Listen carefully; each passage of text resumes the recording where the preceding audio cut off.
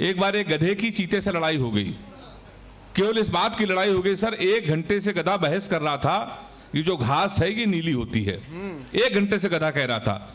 चीते ने कहा नीली नहीं होती है, घास हरी होती है। गधे ने कहा नीली होती है, चीते ने कहा हरी होती है। सर दोनों में इतना झगड़ा हुआ कि मारपीट हो गई, खून खच्चड़ हो गया। दोनों लोग जंगल गए। चीते ने कहा इसका फैसला जंगल के महाराजा हमारे शेर करेंगे। शेर के पास गए, शेर को जगाया तो शेर ने कहा क्या दिक्कत है भाई, क्यों परेशान कर रहे हो। चीते ने कहा 1 घंटे से गधा हमसे बहस कर रहा है, ये कह रहा है घास नीली होती है। तो शेर ने कहा तुमने क्या कहा। तो उसने कहा महाराज हरी होती। तो हमने कहा हरी होती है, आप ही फैसला कीजिए। शेर ने कहा ये गधा बिल्कुल सही कह रहा है, घास नीली ही होती है, और इस चीते को 2 साल के लिए जेल में डाल दो, उसका खाना पीना बंद। तो चीते ने कहा ऐसा फैसला आप क्यों कर रहे हो। तो शेर ने कहा जो इंसान गधे से बहस करे,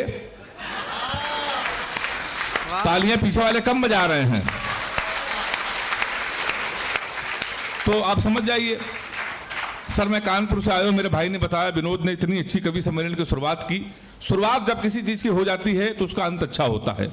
बहुत ही शानदार वो पढ़कर गया मेरा भाई। मैं बताया मैं कानपुर में रहता हूं सर, कानपुर में एक स्कूल में पढ़ाता हूं। हास्य कवि अगर टीचर हो जाए तो बच्चे का भविष्य आप समझ सकते हैं। हमने अपने स्कूल के एक बच्चे से पूछा, हमने कहा बेटा ये बताओ 1 किलो रुई और 1 किलो लोहा दोनों में भारी क्या होगा। उसने कहा मास्टर साहब लोहा भारी होगा। मैंने कहा बेवकूफ, मैं जो तुमसे कह रहा हूं कि 1 किलो रुई 1 किलो लोहा, जब दोनों 1 किलो है लोहा कैसे भारी होगा, उसका जवाब सुनिएगा। उसने कहा मास्टर साहब आप हमको 1 किलो रुई फेंक के मारिए, हम आपको 1 किलो लोहा फेंक के मारते हैं। तो तालियां कमजोर हैं आपकी। हाँ आप ठीक है, ताली आप बजाते रहेंगे तो अच्छा लगेगा। सर बड़े होशियार होते हैं। हमने दूसरा क्वेश्चन पूछा, हमने कहा हिंदुस्तान में सबसे तेज उड़ने वाले पंछी का क्या नाम है। उसने जवाब दिया हाथी। हमने खड़े हो जाओ तुम्हारे बाप क्या करते हैं। उसने कहा योगी जी के बुलडोजर चलाते हैं। हमने कहा बैठ जाओ, हाथी सही जवाब। टीचर भी भाई साहब बड़ा होशियार होता है। तो मैं तो सर उसी कानपुर से आया हूं। हमारा कानपुर इतना अद्भुत है, इतना अद्भुत है, आप दुनिया में कहीं चले जाइए पर आपको लगेगा इतने विचित्र लोग केवल कानपुर में रहते हैं। आप कभी बनारस जाइए, जाते ही होंगे आप, बड़े लोग हैं। रेलवे स्टेशन पर उतरिए तो वहां लिखा रहता है बनारस का पान आपका स्वागत करता है। कभी कोई आगरा आए, रेलवे स्टेशन पर उतरे, वहां लिखा रहता है आगरा का पीठा आपका स्वागत करता है। हमारे कानपुर आइए, रेलवे स्टेशन पर उतरिए, वहां लिखा रहता है रूपानी चप्पल आपका स्वागत करता है। मैं उसी कानपुर से आया हूं सर, मैं सही बता रहा हूं मैं आपको। सर मैं अभी सोनी चैनल में लाफ्टर शो आ रहा था तो मैं शूटिंग कर रहा था। जब मैं वहां से आया तो मेरी घड़ी खराब। मैंने जीवन का सबसे बड़ा पाप ये किया कि कानपुर वाले से टाइम पूछ लिया। हमने कहा गुरु टाइम क्या हो रहा है। तुमसे कहने लगा ऐसा गुरु तुरंत यहां से निकल लो, टाइम बहुत खराब है। हमारे मुंह बिल्कुल मन लगना, नहीं तो तुम्हारा टाइम भी खराब हो जाएगा। तो हमने कहा टाइम ना बता दे, ये बता दे तेरा मूड क्यों खराब है, उसका जवाब सुनना। हमने कहा तुम्हारा मूड क्यों खराब है। उसने कहा भाई साहब एक लड़की से कल हमने इतना कहा कि बड़ी कमजोर है कुछ खाया कर, वो हमारा 50,000 रुपए खा गई। तुम साले हमारे मुंह लगे हुए हो, हमारे मुंह बिल्कुल मन लगना बहुत भरे बैठे हैं। तुमने कहा ऐसा क्या हुआ। कि भाई साहब हुआ कुछ नहीं, एक लड़की के चक्कर में 5 साल से लगे थे। हम समझते थे हमसे प्यार करती, मुझसे प्यार करते हैं, हम उसको दुनिया की सबसे मर्यादित सबसे संस्कारित लड़की समझते हैं। तो इसमें हुआ क्या। कहीं हुआ कुछ नहीं भाई साहब, हमारे नगर निगम का चुनाव चल रहा है, उसको मिल गई है पार्षद की टिकट। पूरे शहर में होल्डिंग लगी है युवा दिलों की धड़कन पुष्पा पाल। तुम साले हमसे टाइम पूछ रहे हो।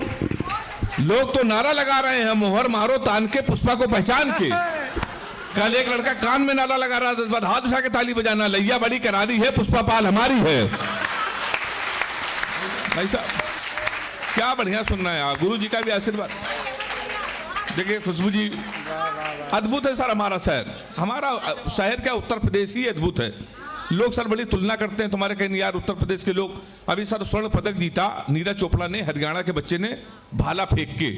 तो ईशान तो वीर रस का कवि है, कहने लगा भैया अगर यही भाला पाकिस्तान में फेंक दिया जाए पाकिस्तान तो निपट जाएगा। हमने कहा बेटा इसमें हिंदुस्तान की बेइज्जती है, भाला इतना बड़ा पाकिस्तान इतना बड़ा। 4 लाइन में मैंने पाकिस्तान को निपटा दिया है। आपको लगे हास्य कवि भी निपटा सकते हैं तो तालियों का महोत्सव करना। मैंने लिखा कपड़े जिस पे टंगते हैं वो कीली फेंक के मारेंगे, कसी हुई ना मिल पाई तो ढीली फेंक के मारेंगे। जो भाला फेंका नीरज ने वो चीन की खातिर रखा है, पाकिस्तान तुमको तो हम तीली फेंक के मारेंगे। जब तीली से काम चल सकता है। देखिए हम लोग भारत के लोग हैं, बड़े बिजनेसमैन हैं, तीली से काम चला।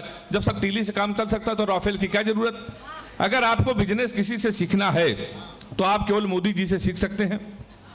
उन्होंने अभी आपको मालूम है ना, बुलेट ट्रेन के लिए 50,000 करोड़ लिए जापान से। कितने सर? 50,000 करोड़ 50 साल के लिए। बदले में उनको क्या दी? 200 रुपए की गीता। सर अब 50 साल बाद ना लेने वाला बचा ना बचा देने वाला। 50 साल बाद देश के बड़े कवि जब दिनेश रघुवंशी जी किसी को भेजेंगे, बेटा इसका हिसाब करो, तुम्हारा जब फाइल खोली जाएगी तो उसमें गीता निकलेगी। उसमें लिखा रहेगा तू क्या लेके आया था,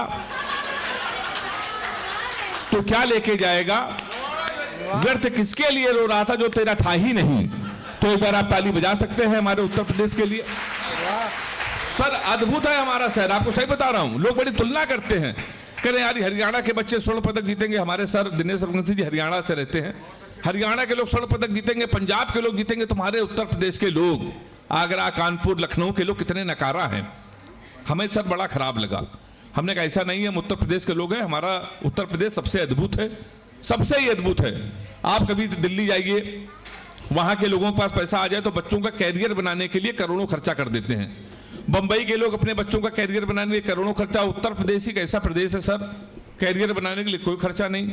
आप 300 रुपए का कुर्ता लीजिए, 200 रुपए का सफेद पैजामा, 300 रुपए के सफेद जूते, 50 रुपए का काला चश्मा, क्या बात, 40 रुपए के गले में डालने वाला अंगोछा, हमारे यहाँ तैयार हो जाता है युवा हृदय सम्राट।